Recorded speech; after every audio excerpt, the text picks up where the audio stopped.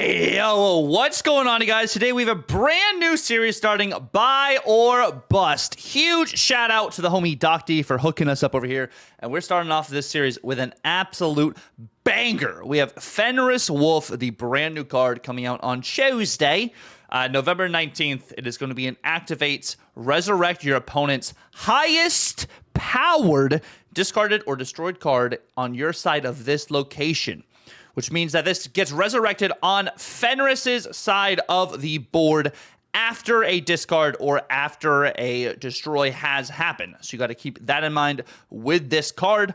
I think this card is going to be solid. Of course, we'll have more reviews towards the end of the video. But let's go ahead and jump right into what Fenris has really going on for him. So we have some really cool key synergies for Fenris Wolf. I think one of the first things that comes to mind is going to be your Shang-Chi. I'm putting Gladiator and Moon Knight in this list. Killmonger also would help as well. Yondu works with, Mill and everything too. Of course, Yondu does target the lowest cost card, so you may not be getting that power directly. But if you can get Yondu to activate or go off later in the, in the game, that also can be incredible. You have Gladiator. If a card has less power than Gladiator, that card dies. And then if Moon Knight, it always hits an even cost card in your hand and your opponent's hand. And if it's a big card you're hitting with Moon Knight, that is some immediate Fenris value.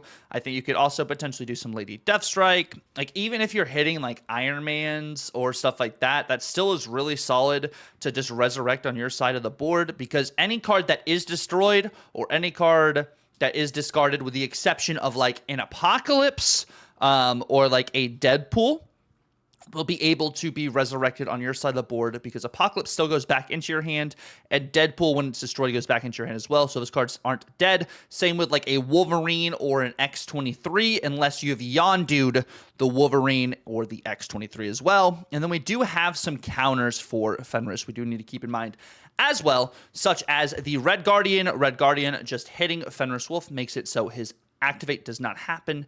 And if you don't have priority in this situation as well, and you did activate Fenris Wolf, let's say on final turn, Red Guardian can shut down the Fenris Wolf, because the activation does not happen until it is your turn. So priority can be an effect on this card as well. If this card does get Red Guardian or Lady Deathstrike as well, Lady Deathstrike does destroy this card, since it has less power than Lady Deathstrike, and 3 or less power gets killed by Lady Deathstrike. I was thinking of old Lady Deathstrike there. Also, if you do try and Shang-Chi on an armor lane, that also does not allow your Fenris to happen. Or if you get hit with a Cosmo when you're trying to Shang-Chi, those are like the typical ones, but like who can counter what you're trying to do later in the game with your Fenris Wolf. And of course, Professor X. The reason why I'm saying Professor X works here is because you can't add a card to your side of the board. You can only move cards through your side of the board. That's why, like, like the Voids do work with Professor X, because it's moving from one side of the lane to the other side of the lane, whereas you can't Jubilee into Professor X lane, you can't Shang-Chi into Professor X lane, you can't add cards, you can only move cards in there. So Professor X is a counter to Fenris Wolf. We're not seeing maybe a lot of it, but with Thanos coming back, who knows? We might see some more Professor X Thanos shenanigans. And then here is the good and the bad for this card. So the good, it is a very high ceiling if you have a discard or a destroy enabler. Of course, you do have to have those cards, but it is a targeted resurrection, so it always revives the highest powered card that was discarded or destroyed by your opponent. Always highest powered based on the text, and it steals power from your opponents. It's a power swing is what I'm saying. So like if you are to Shang-Chi a big card and it comes back to your side of the board, you're stealing power from one lane, potentially the same lane, and adding it to Fenris's lane. So you don't have to Shang-Chi on the Fenris lane. It's wherever. You can Shang-Chi wherever, but that card gets resurrected onto the Fenris lane, and you're stealing that power from your opponent in a way, because that card's disappearing from their side of the board and getting added to your side of the board. Is this a counter to Hela as well? So, of course, Hela does have, the resurrection feature, where she gets to revive any cards that are discarded, and they do get hit with a -3 power. But with Fenris Wolf, if your Hela does get discarded, or like let's just say your opponent discards like an Infinite, you get the Infinite onto your side of the board, and it doesn't get the -3 power because you didn't revive it with Hela. So it's good into that matchup. I don't think you're going to be seeing a lot of Hela this next week, but it is something to kind of think about. It can be a counter to Hela. It can be kind of a counter to Phoenix Force in a way too. If you just tempo your Fenris Wolf and you revive their destroyed card, and Phoenix Force is kind of dead. So you can kind of hit some of these combo decks in a way. Even Black Knight doesn't like this being on the side of the board. So it's just something to kind of keep in mind in that sense. And it's a cheap card you can play on turns 2 through 5. You can still play this on turn 5 and be able to activate it on turn 6, because this does not have to activate at the beginning of the turn. You can Shang-Chi and then activate because the order that activate works. But that does bring up one of the bads, though. If you do get this card on turn 6, it is a dead card because you cannot play and activate a card on the same turn. So you can't use your Fenris Wolf on turn 6 with Shang-Chi, play them both on the same turn and get the value. You have to play it before turn 6. And it is predictable. This does let you know, choreographed, where the big card is going to go. Which is another reason why, like, if you have priority, your opponent knows where you're going to, like, Shang-Chi and where this card's going to end up. They could Shang-Chi your big card that you just revived with Fenris. So just something to keep in mind there. You're going to know where that power goes, and your opponents might be able to set that up so they don't get countered by your Fenris Wolf. And then, of course, you do have to have destroy and discard enablers for this to work. You have to have the cards that allow you to destroy your opponent's card that has high power. You have to have your discard card that discards an opponent's card. So you have to have that enabler for Fenris to work. If you don't have that, then this card is just kind of sitting on the board. And then, of course, we do have, the ceiling and the floor. Once again, Fenris's ability is he resurrects the highest powered card that has been destroyed or discarded by your opponent onto your side of the board. So keeping that in mind, his floor is it does nothing. You play it on turn 6, you're countered, or you don't draw any of your destroy cards, and it's just a 2-3 on the board. It's not a premium stat line at a 2-3. It's kind of more towards like the lower end of what we're seeing now when it comes to 2-cost cards, but it's a 2-3 on the board. We have it. It is viable. It totally can work, but it's just not your forte. And then if you look at your competitive and then your ceiling OP, so like if you hit a strong powered card, it is an effective stats of the 4-3. So technically, maybe it is a 6-6 because you had played Fenris earlier, you'd played Shang-Chi, or you play your Moon Knight. You get a high powered card, and that big card comes to your side of the board where Fenris is. Like, that is the best case scenario. Its consistency, of course, is up in the air. I don't think it's necessarily going to be all that overpowered because it's a calculator and it just feels like a tech card. And then on average, you're probably not going to be able to hit all of these huge major plays that you're thinking of. Like, you're thinking of, immediately I'm going to be able to Shang-Chi, I'm going to be able to Moon Knight, and I'm going to get value every time. I think this card is going to be a decent target. Like, you're going to have some discard cards, you're going to have some destroy cards, but like, I don't think you're always going to hit the money shot. I think there's just going to be some times where you just resurrect a normal card, which still is good. Like, that still means this card is good. But I think when you're thinking about, I'm just going to be able to Shang-Chi a blob, I'm going to be able to Shang-Chi all this other stuff, it's like, yes, you are sometimes, but like, you're not going to hit that every single time, Like, just got to think about that, like, prospectively. And then I have a couple lists that we kind of brewed together as well. The links will be down in the description below. Immediately, my mind went to Mill. So with this right here, you have your Yondu, you have your Gladiator, you have Chi, Absorbing Man, you have Misery. Misery is kind of an enabler to make your Yondu go off again, your Gladiator go off again, and that's at least, 4 potential destroys right there, plus those cards also get destroyed, which would be 6 cards getting destroyed. So then your death would at that point at least cost 2. That's not to mention maybe even if you Grandmaster or if you can Shang-Chi, Absorbing Man, you could Absorbing Man onto your Misery as well, and you could destroy both of those cards, technically speaking. And you'd have a huge null, you'd have a free death, and then you can also Fenris. So there's a bunch of different options there. You also have magic to be able to extend the game so you can have more options to destroy cards. So I think this is one of the homes. I have another iteration of Mill, actually, which is Infinite Mill. So it's a little bit different in the sense we're using Zabu to enable our Symbiote Spider-Man. We have Misery as well. We have Killmonger, so we can destroy some more 1-cost cards, give us some board space, give us some death value. And then we have Blink. You might be thinking, why do you have Blink in this list? So, like, let's say you do low roll. You can always blink out your Misery for a guaranteed null or death. You can always blink out your Zemo for either a guaranteed 4-drop or your top end with either null or death. So we're using Blink as one of those factors to kind of remove some of these other cards that we have on the board to high roll if we do not hit our high roll. That's why we don't have magic in this iteration. And then, of course, Symbiote Spider-Man merging with a Gladiator makes Gladiator a 4/15, and then you get your Gladiator to go off again. And more often than not, you're going to be destroying a lot of pretty big cards, which allows you to get some Fenris value there. So just a couple different ins and outs. And then, of course, we have Howling at the Moon. So this is kind of a new take on an old deck that was very popular a couple of seasons ago. It was the whenever got the Moon Knight got the change. It is the Proxima Moon Knight package. You also have Misery in here to get some extra destroys to go off. So I have Misery for hood value, so you can potentially get another demon. Or you can Misery onto your Moon Knight, so your Moon Knight discards another card, so maybe you high roll in that sense.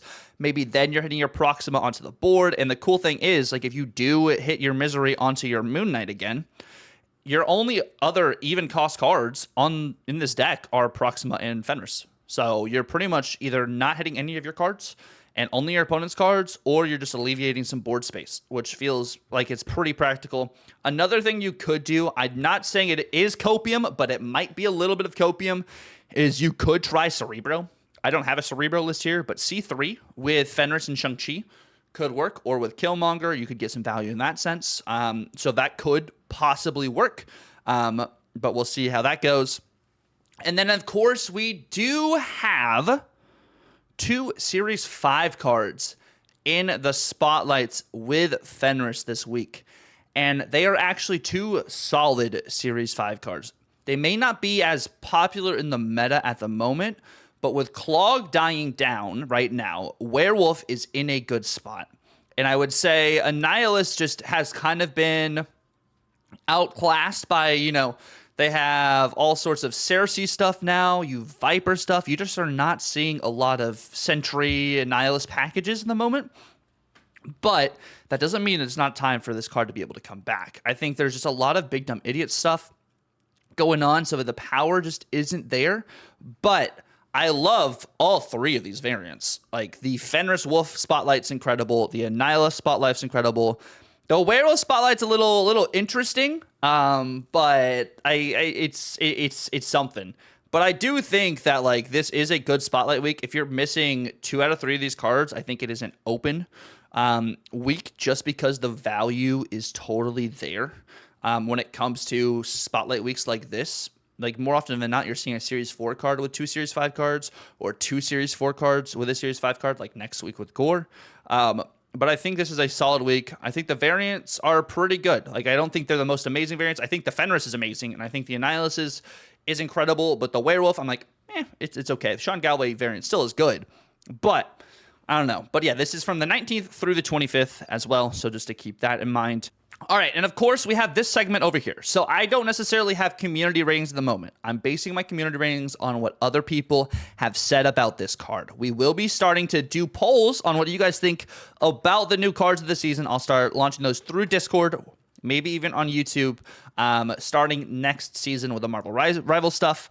But I'm basing this off what other people say and what I'm currently thinking. I do think this is a flexible card. I don't think it is the most flexible card. I don't think you're plugging this into every list. I don't think he does that. But, like, I do think this is a good card. I think we're thinking holistically, if we're talking about competitiveness as well, we're thinking, this card's going to high roll every single time. I'm going to have amazing Shang-Chi value. That's, like, what I'm seeing other people saying. But I'm trying to level and say, like, you're not going to get the best value every single time. There's going to be instances where you're running just into counters, where it is the armor and the Cosmo. A lot of those Surtur lists are already running all of those to block whatever's happening here. This is predictable. You know what lane stuff is going to be happening on. People are still running Goliath. So unless you're like Tempo Shang-Chi and stuff, it's going to be pretty hard to get the high roll you're probably thinking of. I still do think this is a good card, and I do think this is a card you should get, especially looking at the spotlights this week with Werewolf and Annihilus as well. But I don't think it's going to high roll all the time like you think. I do think, like I said, this is going to be a prevalent card in the meta. Maybe not the most meta-defining card, but it could be. I think next week's going to be more of a meta-defining card for sure. But I'm interested to see how this works, and I wonder if there's just going to be way more armor and way more Cosmo like we've been seeing already this season with Surtur. So it's just going to be very interesting to see how Fenris does. I think it is going to be a good card, and I think you guys should get it, like I'm saying. Just looking at 2 other Series 5 cards with a Nihilus and Werewolf in the list, I think those cards also can be relevant right now too. The meta seems open after this OTA. There's a lot of Thanos stuff happening. So if you clog your Thanos, you're going to be able to win those matchups pretty well. There's a lot of big cards in that sense too when it comes to Thanos. So maybe you are going to get more Shang-Chi value there, but it's like a tempo Shang-Chi, like I'm saying. But I think this is a good card. I think this is a buy. But of course, friendly reminder, huge shout out to Doc D for always saying this with his buy or bust too, is like wait a few days before deciding to open or skip. Unless you need the other cards, wait till you see how the meta settles. Unless you have the resources to buy it immediately, totally feel free to go for it. Just keep that in mind, We can be wrong about cards. A lot of us are wrong about Anti-Venom, and look at Anti-Venom now. A lot of us are wrong about Ajax, and look at Ajax now. So just keep that in mind when it goes into buying these. Resources are very precious, and like they said, some cards don't work as you think they will, or the meta just isn't the right place for them. Sometimes it takes weeks or months for a card to have a better life in the meta. So just keep that in mind. So definitely get cards that fit your play style. You don't have to have every card. Maybe you do. The FOMO is real, and but definitely watch gameplay from people. We'll have gameplay of it on this channel for sure. To see before you buy the card, especially if your resources are scarce. And yeah, horrible cards get buffed, great cards get nerfed. Just make sure you really think about everything, especially with the way the economy is in the game. Just use your resources wisely. But once again, I want to say thank you guys so much for watching the video. The first ever buy or bust, with more to come in the future. Let me know down below, are you guys going to be getting Fenris Wolf? And if you are, what do you think you're going to be playing with him as well? I hope you guys have a great rest of your weekend. Be on the lookout for some Fenris gameplay on Tuesday. We will be streaming it live on Tuesday. That Twitch link will be down in the description. All deck codes will be down in the description below. Definitely feel free to like, comment, subscribe if you're new. I hope you guys have a good one. God bless, and Tucker out.